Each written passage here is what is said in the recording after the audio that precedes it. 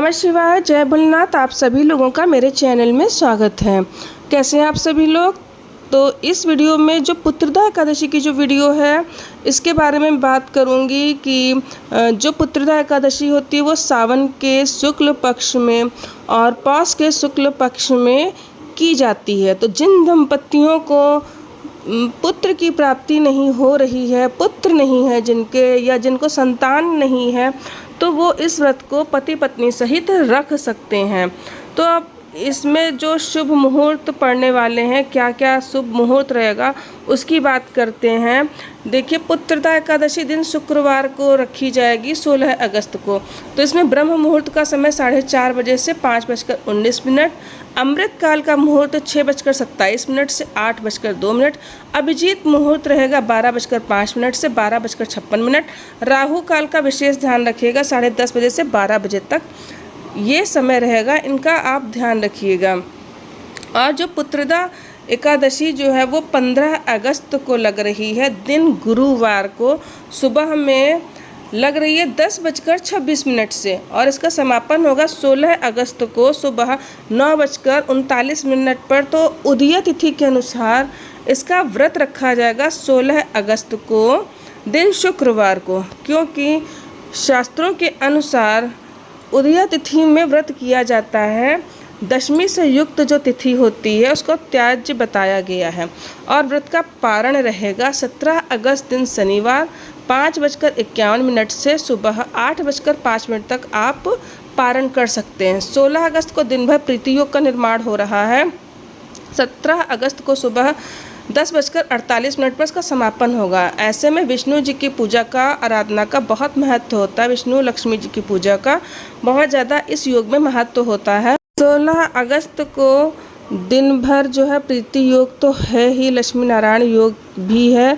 तो प्रीति योग में लक्ष्मी नारायण की पूजा करने से विष्णु जी की हमको कृपा की प्राप्ति होती है, और लक्ष्मी विष्णु की कृपा साथ में मिलती लक्ष्मी नारायण योग होने से। तो जिन भी दंपतियों को संतान सुख की प्राप्ति नहीं हो पा रही है या जो पुत्र की कामना रखते हैं, तो उनको व्रत जो है पूरे नियम से करना चाहिए। एक दिन पहले से नियम शुरू होते हैं और एकादशी तिथि के एक दिन बाद तक ये नियम हमको मानने पड़ते हैं, करने पड़ते हैं। व्रत का नियम ये होता है कि एक समय भोजन दशमी तिथि को किया जाता है, द्वादशी तिथि को भी एक समय भोजन किया जाता है।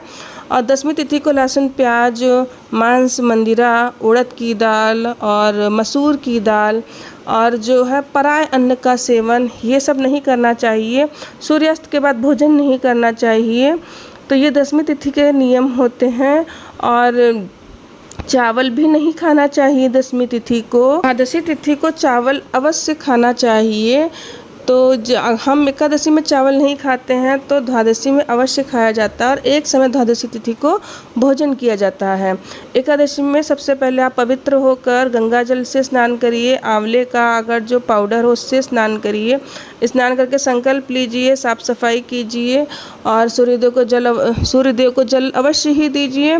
संकल्प लीजिए, पति पत्नी साथ में व्रत रहिए। और जो वाकई में जो पुत्र कामना के लिए व्रत रखना चाहते हैं, तो उनको तो पूरा नियम से ही ये व्रत रखना चाहिए, जो कि नियम है इस व्रत के।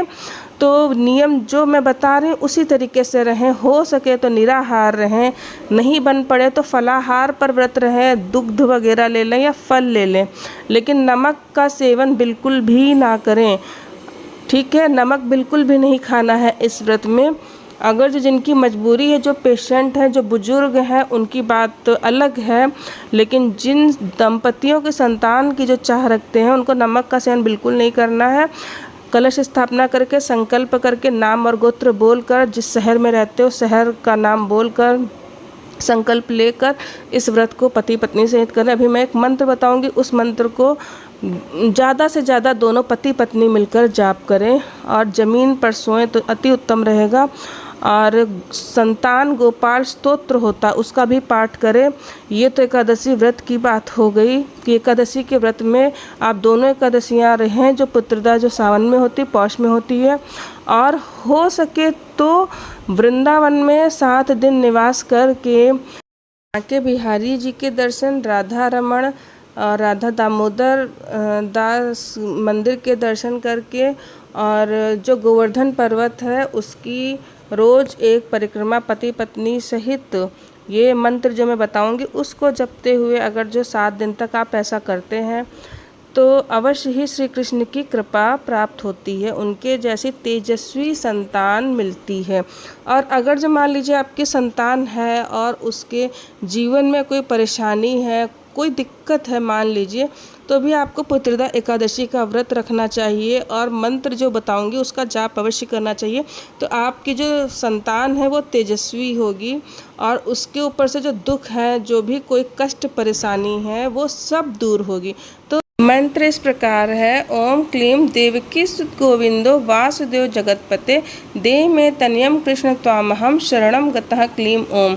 देवकी के पुत्र गोविंद वासुदेव जगन्नाथ श्री कृष्ण मुझे पुत्र दीजिए, मैं आपकी शरण में हूँ। पति पत्नी सहित इस मंत्र का जप करिए। गोपाल संतान स्तोत्र का जो है इस दिन पाठ अवश्य ही करिए। देसी घी का दीपक रात भर जलता रहना चाहिए। तो वीडियो अच्छी लगी हो तो चैनल अवश्य सब्सक्राइब करिएगा। नमः शिवाय। हर हर